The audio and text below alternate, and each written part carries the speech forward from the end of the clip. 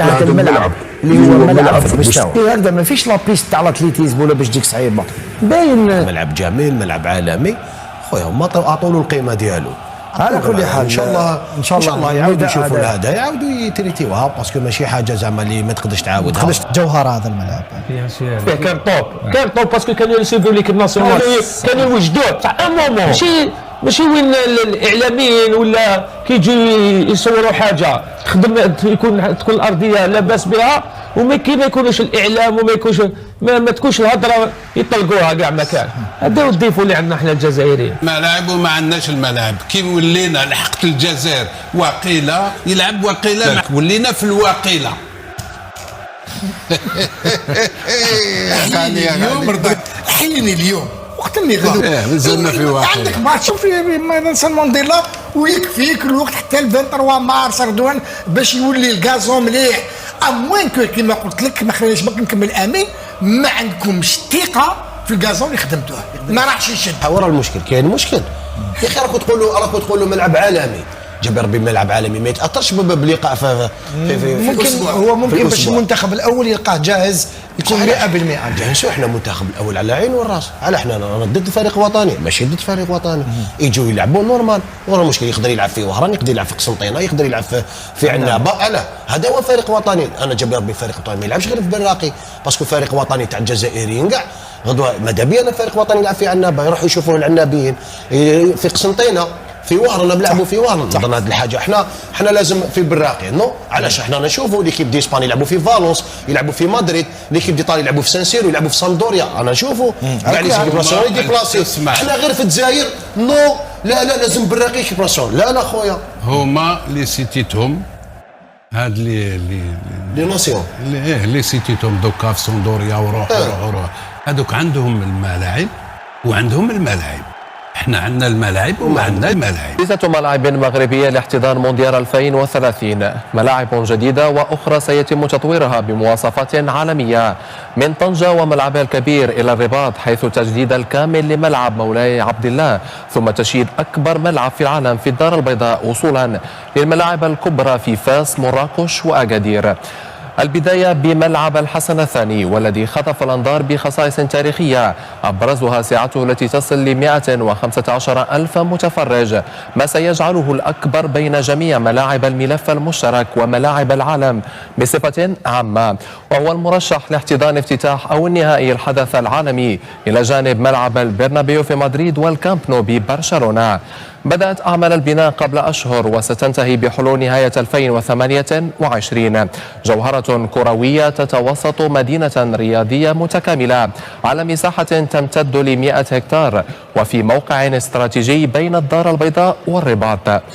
غير بعيد عن ملعب الحسن الثاني يمثل ملعب الأمير مولاي عبد الله في حلته الجديدة العاصمة الرباط وهو المرشح كذلك لاحتضان المباريات حتى الدور نصف النهائي إذ تقرر إعادة بنائه بالكامل بسعة تبلغ 68,700 مقعد وهو ما يتجاوز الحد الأدنى لعدد المقاعد للملاعب المرشحة لاحتضان مباريات المربع الذهبي كما يتميز بتواجده في موقع استراتيجي كذلك ببنية تحتية ومنشآت على أعلى مستوى.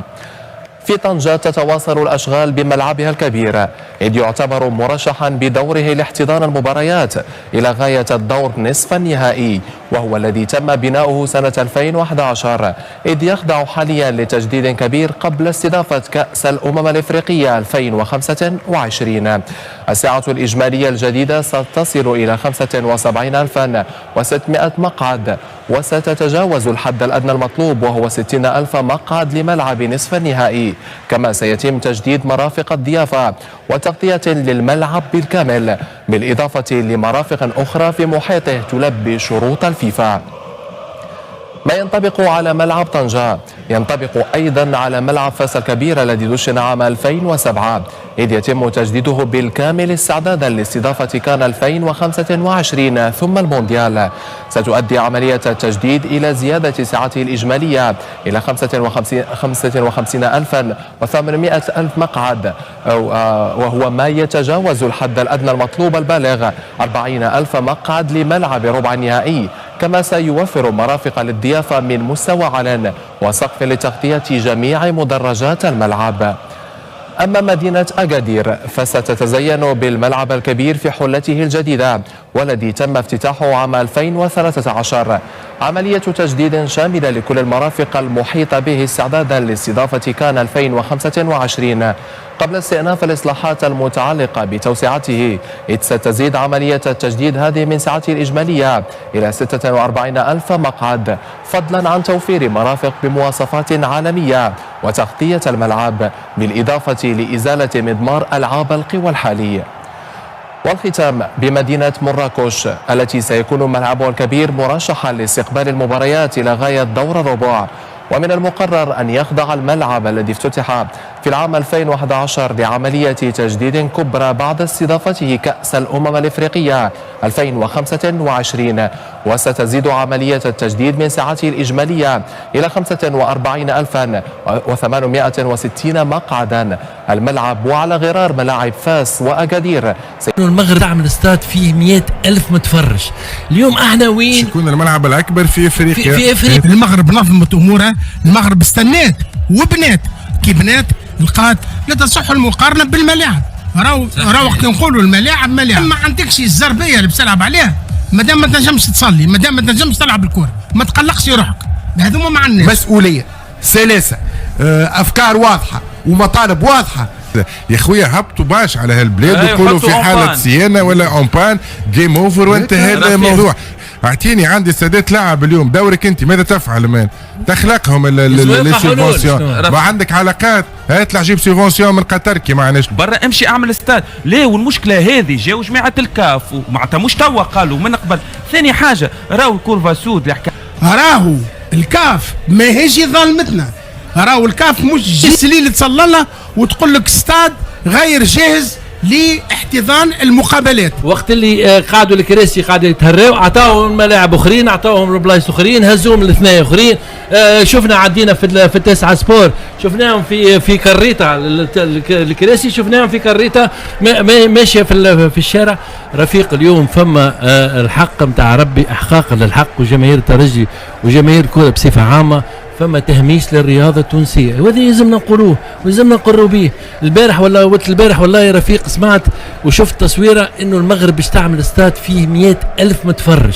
اليوم احنا وين؟ يكون الملعب الاكبر في افريقيا. في افريقيا. اليوم جماهير الترجي، سامحني انت كانت تنحي لي المسانده الجماهيريه، اليوم ايش تحب لي نعمل؟ انا بجمهوري وان شاء الله. انا مش تحب لي نعمل اليوم؟ رانا نحكيو على 30,000، الترجي عطاوها 18,000، عندها 12,000 ابوني و6,000 تذكره باش يتباعوا، باش يكفيوا لشكون؟ باش تعطيو لشكون؟ والناس هذوما تو الترجي يلزمها كي باش تسافر يلزمها 100 الملايين باش تاخذ طيارات باش تمشي تلعب في اثيوبيا وباش تلعب في ألسن الجانب المادي خاصة بالنسبة للترجي. للأمانة ما عندوش المشاكل المادية، ميمسي مهم زاد مهم، ولكن اليوم تلعب الشامبيونز ليج ما تحذرش تيران باش الجمعية اللي تمثل الراية نتاعك، تمثل راية البلاد، تلعب وتحط لها لي فاكتور الكل لصالحها. لا انا باش نقوله لك اليوم رفيق، يلزمها هذه الناس تعرفوه، سلطة الشرف يلزمها تعرفوا ان اليوم ما عندك حتى ملعب في تونس يأهل الفرق التونسية باش تلعب الكوب دو لا كاف ولا شامبيونز ليج.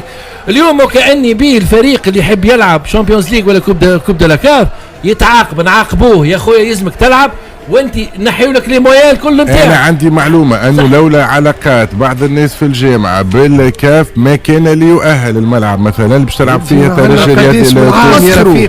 علاش كنتوا تمسخروا يا وليدي؟ يزيونا اخي كرسي راهو ب 300، قال لك الكرسي ب 300 دينار. ندخل انا وياك توا ندخلوا اي مزود في اي بلاد في العالم تلقى الكرسي ما يفوتش 50 دينار بالسيبور نتاعو، هذا معناتها قال لك 300 دينار سون سيبور. راهو فما حاجات ما يقبلهمش العقل. صحيح الجماهير نتاعنا في بعض الاوقات تكسر وتعمل، ولكن اما جماهير تخلص في الخطايا. صحيح تخلص في الخطايا. اليوم راهو ساعه من الناحيه الشكليه يا رفيق، ريت البيان اللي هبطوه جماعه الكرفه السوداء والله صدقني عيط الاربعه رؤساء ولا 5 رؤساء احزاب سياسيه اليوم في تونس وكلهم يكتبوا لك بيان بك الطريقه اللي كتبوها جماعه الكورفا سود مسؤوليه سلاسه افكار واضحه ومطالب واضحه لي ريفونديكاسيون كيما قلنا واضحين والتحركات واضحه. اليوم راهو تتعامل مع الجمهور صحيح ما نحبش نقول بلغ درجه من الوعي كبيره ولكن على الاقل اللي اثروا فيه بعض اللي اثروا فيه عندهم من الدرايه وفاهمين شنو قاعدين يقولوا. اليوم وقت اللي تتعامل انت كحي وطني رياضي مع البيان هذا وتقول راهو الكرسي باش تكلف لنا 300 دينار وراهو هذه باش تكلف لنا 9 مليار دوات يباهي. انا اليوم كجمعيه رياضيه باني لي انت ملعب باش نلعب فيه مسابقة افريقية تجي تحرمني من 30,000 مقعد في ملعب 30,000 مقعد راهو تقولوا 30,000 مقعد راهو 30,000 تذكرة ماهيش باش تباع بخلاف التشجيع الجماهيري راهو سي موكا غني بالنسبة للجمعية على الأقل على كل مقابلة فوق 1.5 مليار 2 مليار دوات. ايه يا حبيبي عاد انت نشجع في الرياضه ونشجع في الجمعيات الرياضيه التونسيه باش تشارك في المسابقات الافريقيه باش تربح. اليوم ابسط شيء كان دوله واحده في 9 يا خويا انا نمشي معاهم الاقصى قلت 300 دينار 300 دينار مانيش ندخل في الصفقات وفي البيع والشراء وفي التمكنيك 9 مليار واقفه دوله باش تصلح الملعب الوحيد راهو اللي عندك في تونس يشرف شويه 9 مليار دوات باش تصلحوا يا حبيبي اذا مش قادر برا مش يعمل حاجه. حاله الفشل اللي عايشين فيها انا فاشلين نحلوا اي مشكل حتى مشكل نتاع ستاد وكيما قال جمهور احنا هنا ننقدوا فيه وانا من الناس اللي قلت ارمي في الحبس الناس اللي عيفتنا في الكوره وبعد المجرمه في الفيراجات الكل بكل الجمعيات اون باراليل كي تكسروا الكراسي جمعيات قاعده تخلص في الخطايا.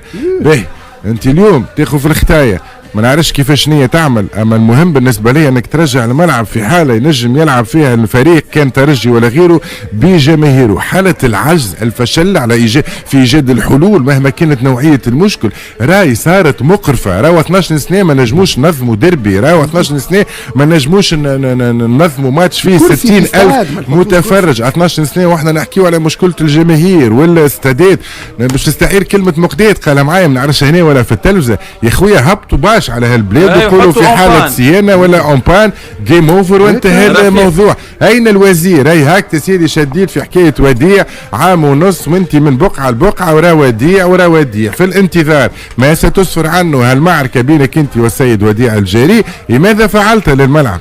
شنو عملت زاد الحي الوطني الرياضي شنو المسؤوليه؟ تو باهي سامحني معليش نطلع الوزير ابدا لي من الموظف الحي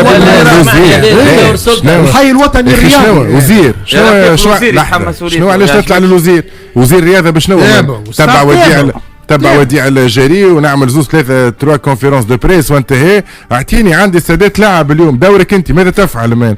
تخلقهم لي سوبونسيون ما عندك علاقات اطلع جيب سوبونسيون من قطر كي ما عندناش فلوس اطلع جيب سوبونسيون من الامارات جيب سوبونسيون من اي بلاد على الاقل يقعد على الاقل الاستاد باش تلعب فيه سوني با نورمال